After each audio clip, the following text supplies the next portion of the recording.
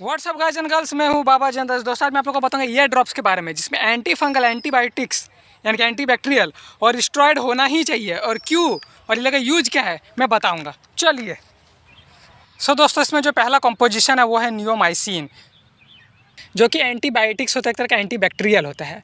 अब एंटीबायोटिक्स क्या करता है कि कान में किसी तरह का बैक्टीरिया हो गया है, सिस्ट भर गया है, फ्लूइड टाइप का निकल रहा है, तो दोस्तों एंटीबायोटिक्स ये उसको मार देता है।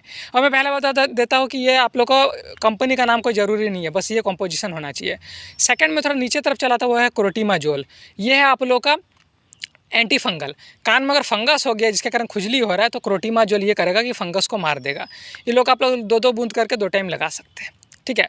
उसके बाद लास्ट में मैं आप लोग को बताऊंगा जो है आप लोग का बीक्लोमेथासोन, बिल्कुल बीटामेथासोन की तरह। दोस्तों ये एक स्टेरॉइड है।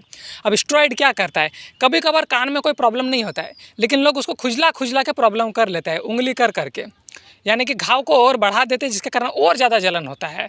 कुछ लोग का आदत होता है ना कान में ऐसे उंगली डालते रहने का, या समझ लीजिए कि अगर बैक्टीरिया के कारण भी बहुत ज़्यादा जलन हो रहा है या फंगस के कारण हो रहा है, तो खुजला के आप अपने टिश्यू को डैमेज ना कर ले, जिसके कारण है ये स्टेरॉइड, बिल्कुल बीटामेथासोन और डेक्सामेथासोन की तरह।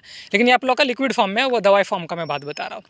अब ये करेगा कि जो जलन हो रहा है, जो इन्फ्लामेशन हो रहा है दोस्तों, ये उसको रोक देगा, बिल्कुल एनेस्थेटिक टाइप का एक तरह का सुन कर देगा, जिसके कारण पेशेंट को राहत महसूस होगा, वो अपना कान को और डैमेज नहीं करेगा और वो जल्दी ठीक होगा। ये 3 जो आप लोग को मैं दिखा रहा हूँ, यही कान का A to Z आप लोग का ट्रीटमेंट होता है।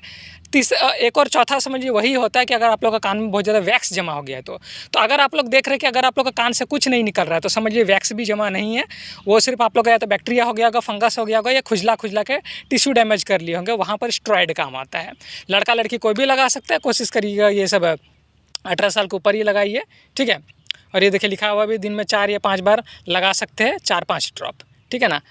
तो कोई भी ये ड्रॉप लीजिए, ये कंपोजिशन होना ही चाहिए, एक एंटीबायोटिक्स का, एक एंटी फंगल का और एक स्टेरॉइड का, ठीक है। चलिए, तो और कोई सवाल होगा तो मैं कमेंट सेक्शन में जानना चाहूँगा। अगला वीडियो मिलता है दोस्तों, तब तक के लिए बाय बाय।